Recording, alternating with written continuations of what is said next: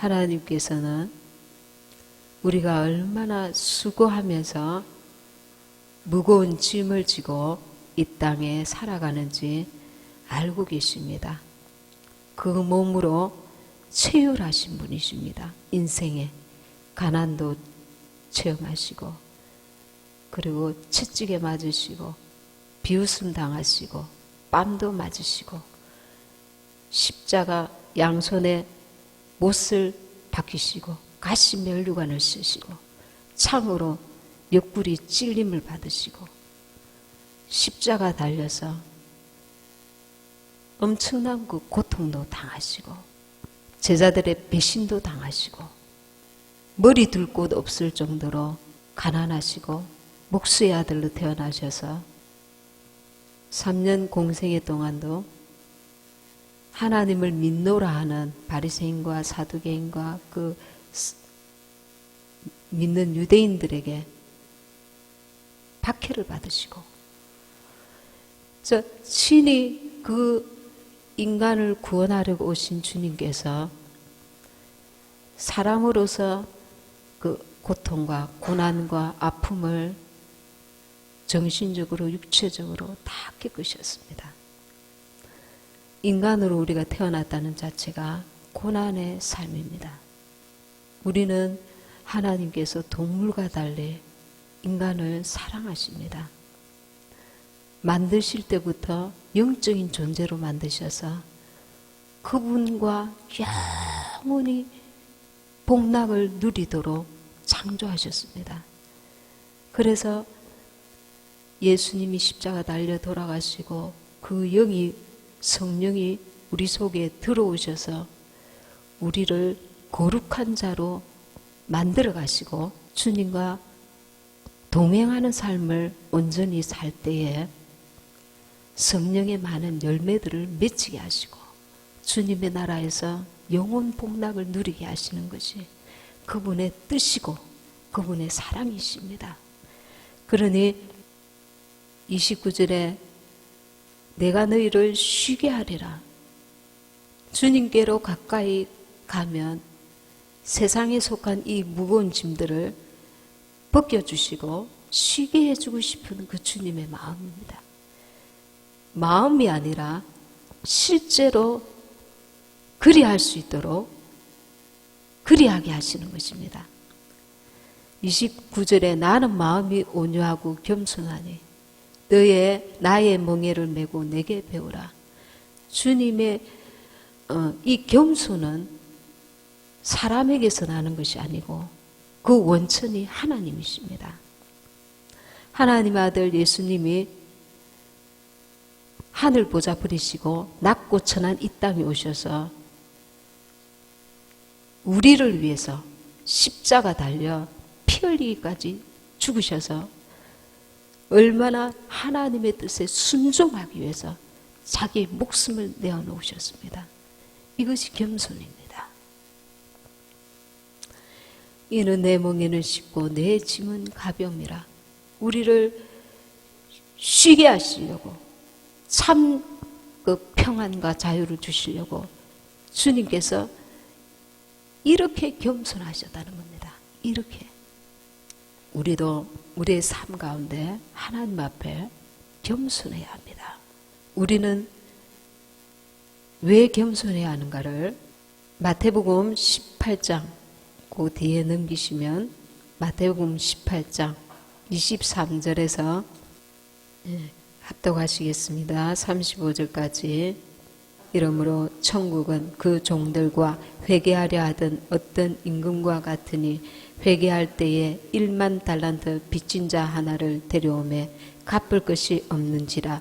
주인이 명하여 그 몸과 처와 자식들과 모든 소유를 다 팔아 갚게 하라 한데 그 종이 엎드려 절하며 가로되 내게 참으소서 다 갚으리이다 하거늘 그 종의 주인이 불쌍히 여겨 놓아 보내며 그 빚을 탕감하여 주었더니 그 종이 나가서 제게 100데나리온 빚진 동관 하나를 만나 붙들어 목을 잡고 가로되 빚을 갚으라 하매 그 동관이 엎드려 간구하여 가로되 나를 참아 주소서 갚으리이다 하되 허락하지 아니하고 이에 가서 저가 빚을 갚도록 옥에 가두거늘 그 동관들이 그것을 보고 심히 민망하여 주인에게 가서 그 일을 다 고하니 이에 주인이 저를 불러다가 말하되 악한 종아 너가 빌기에 내가 내 빚을 전부 탕감하여 주었거늘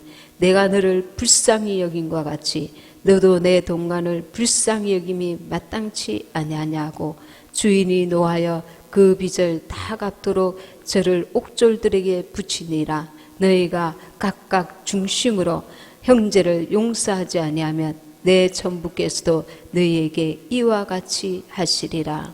우리는 1만 달란트 빚진 자였는데 하나님 앞에 탕감함을 받았는데 내게 100데나리온 빚진 자를 온전히 용서하지 않는다는 것입니다. 그것은 우리가 그만큼 교만하다는 것입니다.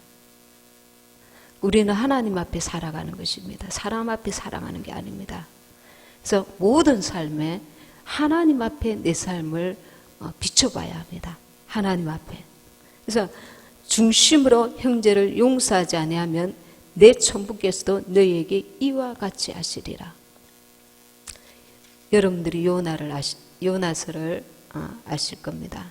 요나서는 하나님께서 요나에게 니느웨에 가서 복음 회개하라고 하라 복음을 명령하셨습니다.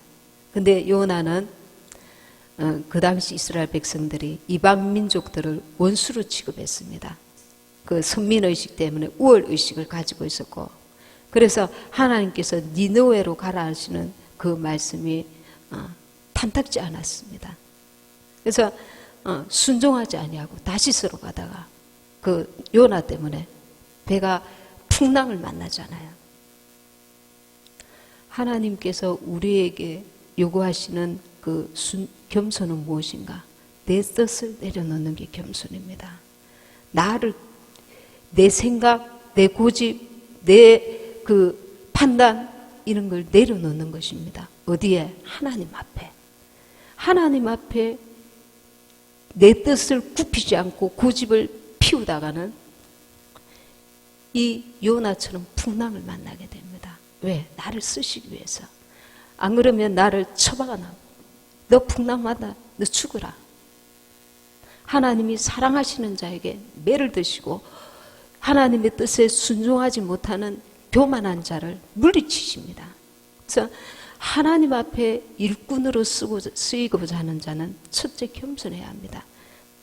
마귀는 그 거짓의 앞이고 교만의 그 앞잡입니다.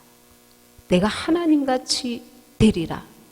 그렇게 해가지고 쫓겨났습니다. 그래서 우리에게 시시때때로 그 마귀가 우리의 자기 의를 드러내게 하고 자기를 드러내게 하고 자기 생각을 드러내게 하고 자기 고집을 드러내게 하고 하나님께서 하라 하시는데 요나처럼 불순종하다가 요나 때문에 그 배가 정말 파산 직전에 풍랑을 만나서 다른 사람들까지 엄청난 피해를 입는 그 역사가 있게 됩니다. 그러니까 내 뜻을 내려놓고 하나님의 뜻에 굴복할 줄 아는 게 지혜로운 신앙의 사람입니다. 왜? 하나님께서 내 빚을 1만 그 달란트 빚을 탕감하셔 주셨으니까 그 빚을 갚기에도 헉헉거리는데 갚을 능력이 도저히 안 되는데 내게 조금 그 빚진 자를 용납하지 못하고 교만하고 자기를 드러내고자 하는 것입니다. 하나님은 우리를 통해서 내 삶을 통해서 하나님의 뜻을 나타내고자 하십니다. 하나님의 그 사랑을 나타내고자 하시고 하나님의 뜻을 나타내고자 하십니다. 우리는 우리를 나타내기 위해서 이 땅에 태어난 것이 아닙니다. 하나님을 나를 통해서 나타내고자 하십니다. 그것을 깨닫기까지 우리는 때로 하나님께서 불에도 집어넣으시고 물에도 집어넣으십니다. 사람이 보기에는 이해할 수 없는 것입니다. 나를 사랑하시는 주님의 채찍입니다. 제가 너무 힘든 고난 가운데 있을 때에 가장 힘든 게 뭐냐면 끝이 안 보이는 거. 끝이 안 보이는 이 고난에 희망의 세상을 살아갈 수 있는 희망의 끈덕지가 하나도 안 보이는 거예요. 우리가 사람이 보기에는 끝이 안 보이는데 하나님은 그 어둠 속에서도 일을 하신단 말입니다. 왜? 나를 사랑하시기 때문에 저 주님의 나라에 합당한 자로 빚기 위해서 그 어둠도 허락하시는 것입니다. 근데 어둠에 깊이 빠져 있다고 제대로 빨리 깨닫는 것도 아닙니다. 하나님의 뜻을 깨달으려고 그분을 의지하고 그 고난 가운데, 어려움 가운데, 그 어두운 터널 가운데도 기도하는 자가, 주님의 뜻을 구하고자 하는 자가, 주님의 선하신 뜻이 무엇인지 분별하고자 하는 자가 깨달을 수 있는 것입니다. 아, 이것이 재수 없어서 이런 고난이 왔구나. 누구 때문에 내가 이런 고난을 겪고 있구나. 이렇게 환경 탓을 하다가는 거기서 빠져나와도 어떤 주님의 그 깊으신 뜻이 계셨는지 교훈을 깨닫지 못합니다. 그래서 그대로인 것입니다. 신앙의 자세가. 똑같이 고난을 당해도 거기서 나온 자가 그 속에서 고난 가운데 깊은 그 어둠 가운데 주님을 찾고 구하였을 때 주님께서 물 한 방울씩 톡톡 떠들여 주시는 주님의 세미한 음성을 듣고 자기의 진실을 깨닫고 하나님 앞에 내 모습, 하나님 앞에 나의 진실한 모습을 제대로 깨달은 자가 그 다음에 그 하나님의 깊은 사랑, 하나님께서 참으로 나 같은 죄인을 용서하셨구나. 내가 정말 하나님 앞에 가치가 있다고 생각하기 때문에 사람은 교만하거든요. 하나님이 훅 부시면 사정없이 오늘 지금 이 시간에도 죽을 수밖에 없고 형체도 없이 사라질 수밖에 없는 먼지만도 못한 인생이라는 걸 철저히 깨달아야 됩니다. 마귀는 우리에게 너는 잘났잖아. 너는 이렇게 했잖아. 너는 이만하잖아. 너는 이렇게 했었잖아. 수고했잖아. 이랬잖아. 우리를 드러내도록 끊임없이 우리에게 밀가루듯 우리의 생각과 마음을 주무릅니다. 거기에 동조했다가는 망합니다. 동조했다가는 내 영혼이 망하고 내 때문에 내 가족이 망하고 내 때문에 나와 함께 있는 자들이 요나처럼 요나가 그 하나님께 불순종함으로 그 배에 탔던 자들이 풍랑을 만나고 고통 가운데 있었던 것처럼 나 때문에 망하는 역사가 일어나는 겁니다. 교만한 자를 물리치시고 그래서 하나님 앞에 우리는 늘 겸손해야 합니다. 나는 어떤 자인가? 나는 먼지만도 못한 자인데 하나님께서 나를 귀히 여기신다는 겁니다. 그래서 우리는 용서함 받은 자이기 때문에 기쁨으로 담대하며 기쁨으로 겸손할 수 있는 것입니다. 원래 나의 의는 없었던 것입니다. 하나님의 은혜로 우리가 영원한 생명을 소유한 자들, 예수 생명을 소유한 자들이 됐기 때문에 내 노력으로 내 지혜로 내가 하나님 앞에 그럴싸해 보이기 때문에 나를 택하신 게 아니라는 것입니다. 똑똑하고 지혜롭고 참으로 선하고 사람이 보기에도 정말 참 사랑이 많은 사람들이 세상에 안 믿는 자들 가운데도 굉장히 많습니다. 참 인격이 정말 겸손하고 법 없이도 살만한 사람들이 많이 있습니다. 지혜로운 자들도 많이 있습니다. 돈 많은 자들도 많이 있습니다. 똑똑한 자들도 많이 있습니다.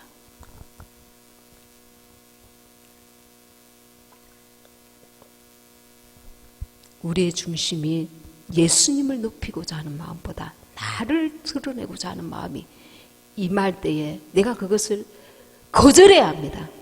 맞아. 내 생각이 맞아. 나는 이렇게 했거든. 그러니 이래야 돼. 주님께서는 육신대로 살면 반드시 죽을 것이로되. 육신, 이 육신의 생각입니다. 주님을 세우고자 안 하고 나를 세우고자 하는 것 자체가 육신의 소욕입니다. 마귀가 주는 교만입니다. 그리고 우리로 하여금 겉과 속이 다르게 합니다. 겉으로는 정말 사랑이 넘치는 것 같지만 속으로는 불평하고 원망하고 비난하고 비판하게 합니다. 마귀는 거짓의 아비데까 우리로 하여금 거짓되게 합니다. 속과 끝이 다르게 합니다. 진실하지 못하게 합니다. 그러면 주님 앞에 나아가서 주님, 나는 이 죽음 직전까지 가본 자가 자기의 가치는 하나님께 있는 것이고 나의 가치는 처음부터 훅 불면 꺼질 수밖에 없는 인생이라는 걸 깊이 깨달은 자가 나를 찾지 않고 내 안에 주님을 세우고자 나로 살면 나는 망할 수밖에 없다는 것을 깨달은 자가 겸손할 수 있는 것입니다. 죽음 직전까지 제가 몇 번 갔는데 인생이란 아무것도 아니에요. 뭘 그렇게 하루 종일 건강했는데 밤에 갑자기 죽음이 다가오는 거예요. 죽음의 느낌이 있습니다. 이 죽음의 느낌. 아, 이래가 죽겠구나. 그 죽음의 느낌. 그게 올라올 때에 두려움이 엄습합니다. 아, 하나님이 나를 붙들지 않으면 나는 죽을 수밖에 없는, 정말 생명이 아무것도 아닙니다. 기계를 스위치 내리면 꺼지듯이 인생의 그 생명이라는 것도 건강했다가도 하나님이 붙들지 않으면 언제 꺼질지 모르는 인생입니다. 그러니 우리는 하루하루 하나님 앞에, 사람 앞에 겸손해야 합니다. 겸손을 가장하라는 게 아니고 내 진실을 깨달아야 합니다. 나는 하나님 앞에 탕감받은 자다. 그 죄를 창감받은 자다. 엄청난 지옥 갈 수밖에 없는 그 죄덩어리를 탕감받은 자다. 그러니 누구를 비판하고 판단하고 어디에서 우리가 고개를 들 수 있습니까? 주님으로 기뻐하고 주님으로 감사하고 주님 안에 거하는 것이 기쁨이고 감사하고, 그런 나를 사랑하시되 참으로 사랑하십니다. 우리를 너는 죄인이었잖아 끊임없이 그렇게 말씀하시는 게 아니고 내가 너를 사랑한다. 내가 너와 함께 영원히 하늘나라에 거하기를 원한다. 너를 씻어주마. 너를 고쳐주마. 너를 다듬어주마. 내 신부로 합당하게 너를 고쳐주마. 너를 새롭게 해주마. 내 안에 거하라. 내게 오너라. 그래서 주여 나를 불쌍히 여겨 주옵소서. 내 속에 또 죄가 올라옵니다. 내가 또 남을 비판하고 앉아있네요. 이 죄성이 또 올라오네요. 내 끝사람이 또 활개를 치네요. 자꾸 영으로 돌이켜서 주님을 닮아가게 하소서. 주님의 겸손함이 내 안에 임하게 하소서. 나는 원래 겸손함이 없는 사람이에요. 원수가 나를 짓밟아 놓은 죄의 흔적들만 가득한 사람들입니다. 마귀는 스스로 하나님같이 되고자 하여서 그 교만 때문에 쫓겨났습니다. 예수님은 자기가 하나님의 아들이신데도 죽기까지 복종하셨습니다. 하나님 아들이신데도. 그래서 우리도 마땅히 주님을 닮아서 겸손하고 낮아지고 하나님 중심으로 나를 용서하신 주님을 닮아가야 될 줄 믿습니다. 예수님이 겸손의 원천이십니다. 모범을 보여주셨습니다. 하나님은 우리의 지옥 갈 만한 죄를, 지옥 갈 수밖에 없는 죄를 용서하신 분입니다. 그러니 우리가 정말 높은 지위에 있는 사람들이 허물이 보일 때에 저 사람 허물이 있네 비판할 것이 아니라 저 사람도 허물이 있는 것이 얼마나 감사한가. 허물이 있는 인간이기 때문에 주님의 사랑이 용서가 필요한 자니 나는 저보다 더 허물이 있을 텐데 저 허물을 봄으로써 나는 더 많은 허물이 있을 것이다. 자기를 바라보는 것입니다. 그리고 주의 일을 할 때마다 나를 드러내지 아니하고 주님으로 내가 하고 주님께 영광을 돌리고 우리가 주님께 감사하는 자들이 되어야 합니다. 그것이 쌓여서 우리가 주님을 온전히 닮아가게 하고 주님의 나라에 합당한 자로 우리를 세워가기 때문입니다. 나는 아무것도 아니구나. 그런 나를 주님이 끔찍히 사랑하시는구나. 동물은 죽으면 끝이지만 나는 영원한 주님의 나라에서 이 세상이 알 수도 없고 볼 수도 없고 느낄 수도 없는 참 평안과 참 사랑 안에 거하도록 나를 빚고 계신다. 나를 만들어 가신다. 나를 세워 가신다. 나를 씻어 가신다. 나를 이끌고 계신다. 그 손길을 느껴야 합니다. 너 겸손해라. 아멘. 너 사랑해라. 아멘. 너 용서해라. 아멘. 주님께 내가 순종하고 주님과 동행함으로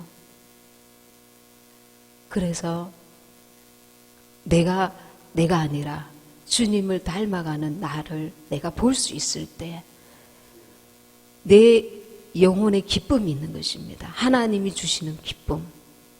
그래서 이런 그 소망을 가져야 돼. 이런 목표를 가져야 돼.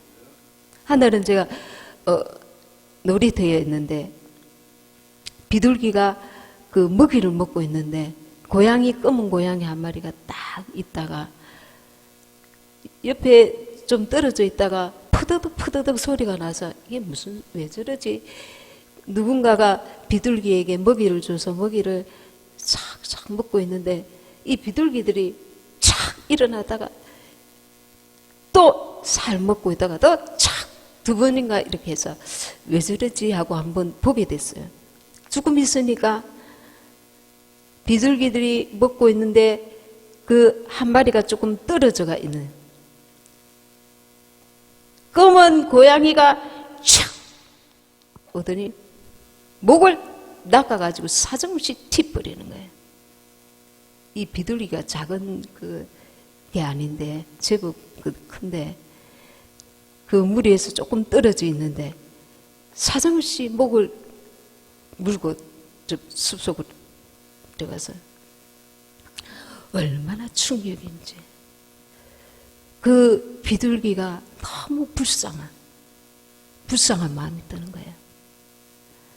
하물며 이 영혼이 없는 그 생명체도 그 동물도 사람이 그 큰 동물에게 잡혀먹고 있을 때에 그 엄청난 그 불쌍히 여기는 마음이 있는데 우리를 영원한 주님의 나라에 데려가시고자 하나님의 아들 독생자까지 잔인하게 십자가에 못 박으시고 우리를 건지고자 그 대가를 지불하신 하나님께서 그 성도들을 한 사람 한 사람의 영혼을 얼마나 사랑하시고 깊이 바라보고 계시는지 정성을 쏟고 계시는지 사람들 환경을 통해서 주님의 나라에 합당한 주님의 자녀 신부로 나를 빚어가고 계시는지 그 사랑, 그 은혜, 그 손길을 느껴야 된다는 겁니다. 그래서 그 무리에서 이탈되는 것, 그게 마귀가 원하는 것입니다. 우리를 영원한 지옥에 끌고 가기 위해서 너 교만해라. 너 잘했잖아. 열심히 했잖아.